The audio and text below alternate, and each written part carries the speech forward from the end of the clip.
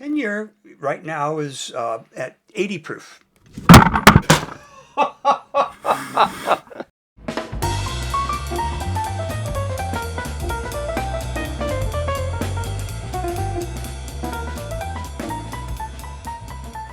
Welcome to another edition of Drinking with Craig and Roger. I'm Roger. And I'm Craig. Today, we're going to revisit Speyburn. In one of our earlier videos, a very early one, we sampled Speyburn 10-year-old. Today, we're going to compare it with the 15-year-old and see how they stack up and whether the 15 is worth the extra price. Yep. And if you like what we're doing, please like us and subscribe so you won't miss any of our future videos. Absolutely. On to the tasting. So, you have a long history with Speyburn. Yeah, Speyburn, I think, is one of the better values in single malt Scotch whiskey. It usually is less than $30 or around that price. And it's 80 proof, which is, of course, the minimum. Yep. And so I think it's well worth the money, and I think it tastes pretty good. Here you go. Cheers. Here is just to get a baseline idea, we're going to try this Speyburn 10-year. It smells really good. Oh, it is nice. Mm-hmm. It is nice. It's got a very fresh taste. Mm-hmm. Malty, sweet, no noticeable peat or smoke in it. It's hard to say anything bad about it, really, except that it's not terribly complex, which for the price you don't go in expecting, I think. Well, you don't expect very many of the Highland malts, especially the Speyside malts, to be very complex with all sorts of extra stuff. You expect them to be kind of clean, crisp, and light. Yeah, which this is. It's delightful. Yeah. This is very good. Yeah. And as you mentioned, there is a difference in color.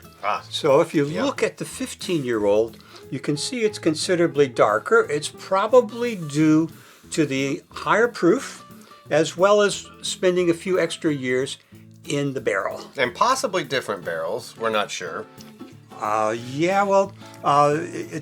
It's not a single barrel, so they generally try and use the same proportion of bourbon barrels as well as plain barrels and sherry barrels. They try and do that because they want to keep a consistent taste. Yeah. Also, this one is non-chill filtered and no artificial coloring, and it's 46%. So, as Ralphie would say, it's an integrity bottling. Can't say the same for the 10-year. Not that it's not good because of it, but it might not have artificial color, though. No, it wouldn't have artificial color. Okay. I mean, it would be a lot darker if it had artificial color. Probably. It's a pretty light whiskey. All right, that's a good baseline there. Dig it. So we have a good idea of what we're kind of cooking with there in the 10-year. So then we'll take a look what this extra 5 years has done. And I think the price on this guy, anywhere from $60 to $70 maybe, which for a 15-year, That's about Scotch, nowadays that's a good value. It's hard to find them for less than $80, $90 typically. Okay. So, at 46% and all the other stuff. So, I mean, this is a good price for the age, on paper. Right. So, let's see what we think. Definitely, the smell is very, very different, though. Oh, yeah. Much darker. Yeah, this is a little more like bananas. This has, bananas, maybe like pancake syrup, kind of. Yeah. The 10, you're right, bananas and pineapple. This is much less on the fruit side.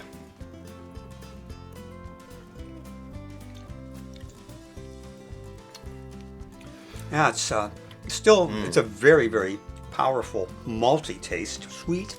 It is that. I think I taste some nuts in this. I'll try it. Maybe. Also, more presence of the like wood. I think. Maybe a little nutmeg in it. Nutmeg. Okay, yes, I get the nutmeg for sure. It's certainly more complex, I think. It certainly is.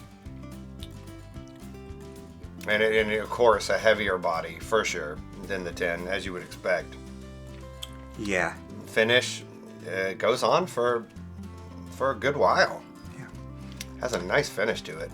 I can taste in the 10-year-old, the main body of this.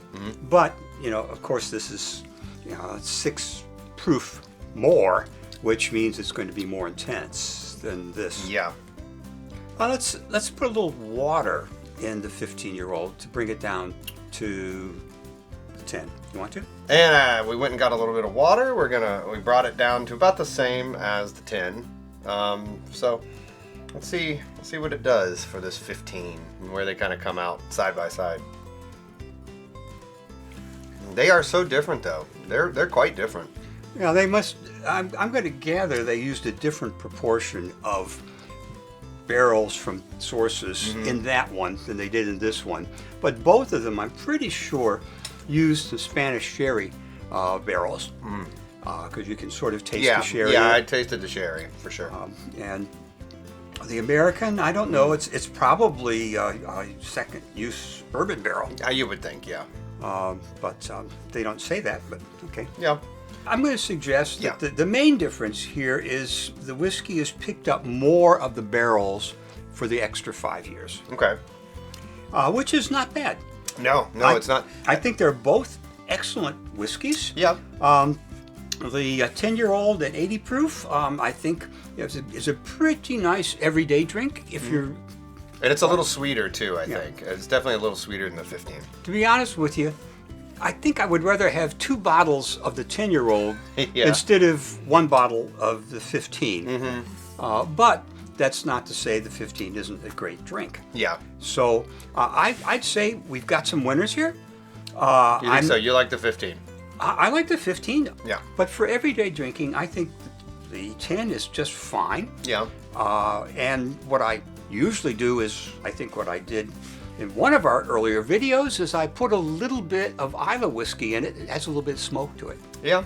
And you could do that. And it's just fine. Yeah. Anyway, but I recommend both of these. They're great whiskeys, and they're a good price, and they're pretty widely available. So I would suggest, if you're interested, go for it. Yeah, I mean, your investment isn't huge, so if you don't love it, it's definitely not the end of the world. No, we've had more expensive whiskeys we liked much less. So I fully agree with that. It's true. It's true. And let us know in the comments if you've had either of these. What do you think of the 15? I'm curious if other people think it's living up to the little bit of the hype that I've been hearing. So let us know. And until next time, cheers. Cheers.